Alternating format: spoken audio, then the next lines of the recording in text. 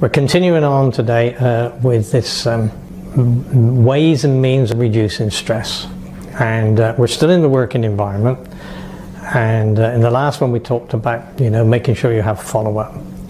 The one I want to talk about today is people must be clear on what their job is.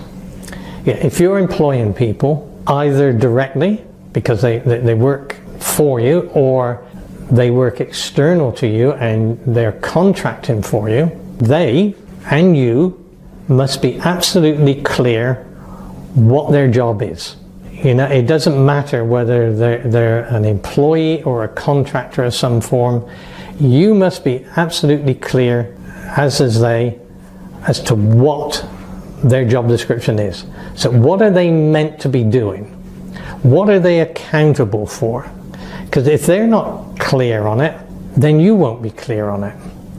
You might have some vague notion in your head which is entirely at odds with them. This is another major stress point I see in small business, because the owner and the employee have different views on what their job entails. And it creates stress in both the employer, in the employee, and in the business in general. When a number of people in the business are all suffering from stress, it kind of escalates, and it just makes life so much work for you as a business, harder for you as a business owner. Before you employ anybody, get it clear what their job description is, and then discuss that job description with them when you're appointing them, and make sure they're clear on it.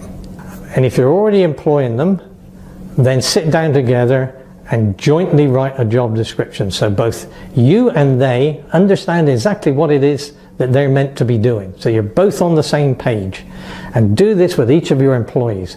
This will get rid of a lot of the stress which is within the business, and it will also find out whether you've got the right people in the right place, whether you've got square pegs in square holes or round pegs in square holes.